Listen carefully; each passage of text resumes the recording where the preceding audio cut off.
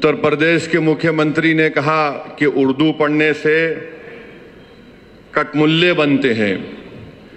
अब उत्तर प्रदेश के मुख्यमंत्री के जो बुजुर्ग थे या जिस आइडियोलॉजी से वो आते हैं, उनके किसी भी शख्स ने इस मुल्क की आजादी में हिस्सा नहीं लिया। ये गोरखपुर से आते हैं और उसी गोरखपुर से रघुपति साहेब फराख भी आते हैं। फराख गोरखपुरी उर्दू का एक बहुत बड़ा शायर था, मुसलमान नहीं था। अगर शायद असेंबली में कोई उठ के बोल देता मुख्यमंत्री को, तो मुख्यमंत्री बोलते नहीं नहीं, उन्हें भी कटमुल्ला है। तो ये इनके ये इंटेलेक्चुअल कैपेसिटी है इनकी। फराख गोरखपुरी गोरखपुर के शायर थे, उर्दू के बहुत बड़े शायर थे। अब मेरे अजीज दोस्तों और बुजुर्गों, जिसके जहन और दिल पर गहन लग चुका है, तो दुनिया की कोई रोशनी उसके सर पे नहीं पहुंच सकती। फराख गोरखपुरी का शेर क्या है सुनिए, ये बीजेपी आरएसएस वालों को बता रहा हूं, जो उर्दू बोलने वालों को कटमुल्ला कहते हैं। फराख गोरखपुरी ने कहा था, सरजमीन हिंद पर अक़वाम आलम के फराख, सरजमीन हिंद पर अक़वाम आलम के फराख, काफिले बसते गए हिंदुस्तान बनता गया। सरजमीन हिंद पर अक़वाम आलम यानी नेशंस आए इस देश में, बसते गए हिंदुस्तान बना। अब ये जो आर्ग्यूमेंट इनका आरएसएस का है कि नहीं ये बाहर से आए, तुम भी बाहर से आए। जितने आर्यंस है बाहर से आए, अगर ओरिजिनल है तो द्रविडियन और ट्राइबल लोग हैं। फराख गोरखपुरी ने सच्चाई को बयान कर दिया। अब इनको नफरत इतनी उर्दू से है कि इनको शायद ये भी नहीं मालूम होगा कि हसरत मोहानी ने कलकत्ता में अंग्रेज लीडर कौन था, मॉन्टेग्यू के खिलाफ हसरत मोहानी ने नारा लगाया था। क्या नारा लगाया था? इनकलाब जिंदाबाद, इनकलाब जिंदाबाद। अब शायद इनको यह भी नहीं मालूम होगा कि सुभाष चंद्र बोस, नरेंद्र मोदी उनका स्टैचू लगाए दिल्ली में। अब नरेंद्र मोदी इनको छोड़ दिए, तुम जरा ये बोलते रहो।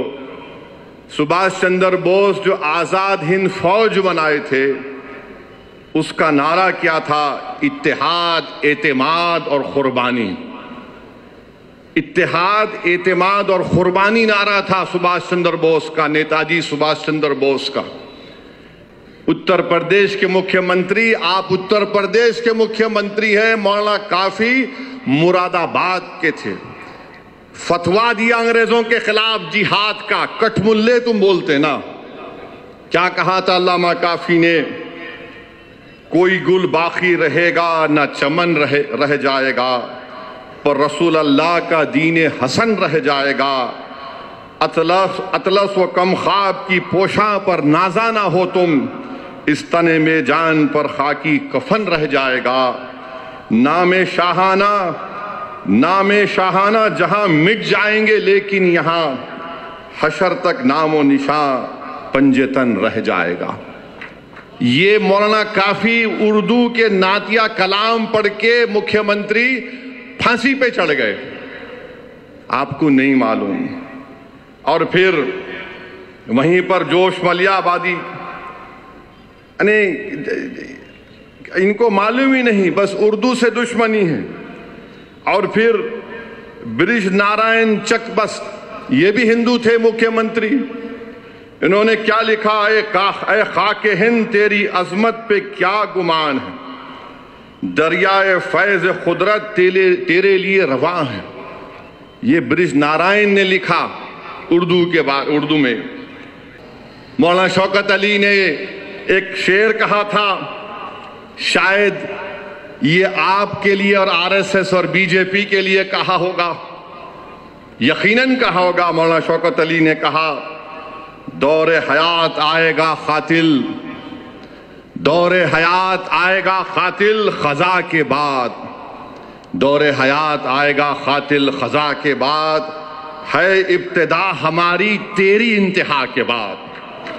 तो तुम्हारी इंतहा होगी। आज तुम इख्तिदार के नशे में बड़ा अनाब शनाब बक रहे हो, बके जाओ बके जाओ।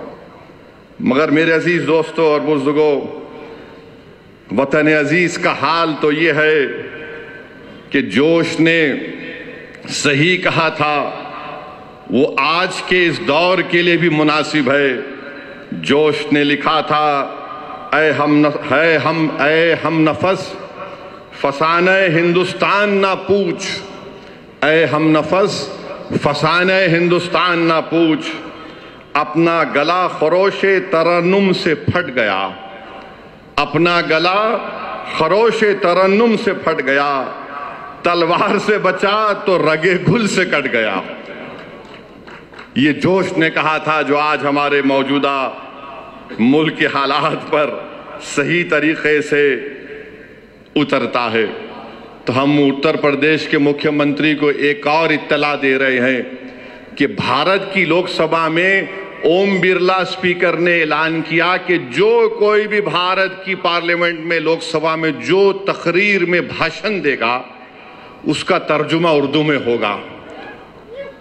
अब आप क्या बोलेंगे स्पीकर को? उर्दू आप जो जबान में देंगे, कई जबानों में तर्जुमा होगा।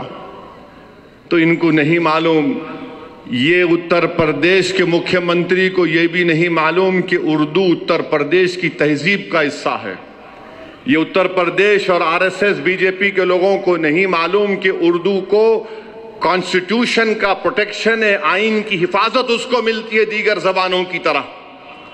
उत्तर प्रदेश और मोदी को नहीं मालूम कि हर मुसलमान उर्दू नहीं बोलता, बल्कि ये मुसलमानों की जबान नहीं है, ये इस देश की आजादी की जबान रही है, ये इस मुल्क की जबान है।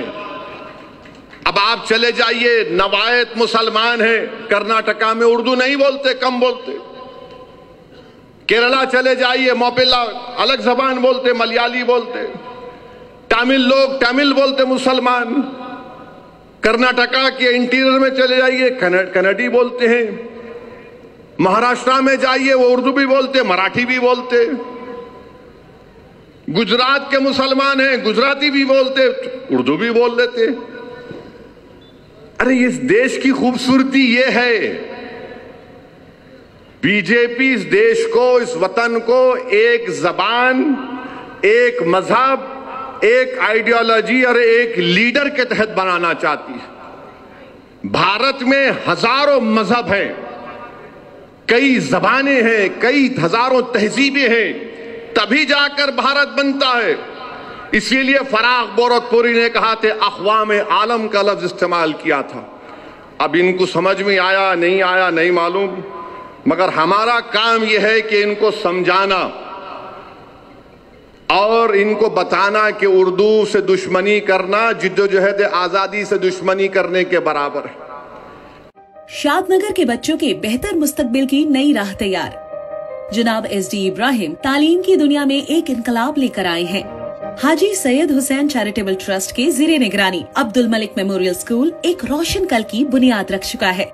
इल्म की रोशनी से रोशन होगा हर घर। तालीम सिर्फ किताबों तक महदूद नहीं, बल्कि सोच बदलने का नाम है। अब मस्जिदें सिर्फ नमाज तक महदूद नहीं रहेंगी, बल्कि दीनी और दुनियावी तालीम का सफर आगे बढ़ाएंगी। अब्दुल मलिक मेमोरियल स्कूल सिर्फ एक तालीमी इदारा नहीं, बल्कि एक बेहतर मुस्तकबिल की तरफ एक कदम है। छोटी उम्र से बेहतरीन तालीम का आगाज जरूरी है। इसीलिए जनाब SD इब्राहिम ने मस्जिद सैयद हुसैन और मस्जिद Syed Abdul Malik and Islamic centre में अफोर्डेबल फीस स्ट्रक्चर के साथ प्री प्राइमरी और प्राइमरी स्कूल का आगाज किया है, जहां तालीम और तरबियत एक साथ मिलेगी, जहां हर बच्चा एक रोशन कल की तरफ बढ़ेगा। Abdul Malik memorial school, head office paradise colony, Pargi road, branch near railway station, Shadnagar, Rangareddy district, Telangana.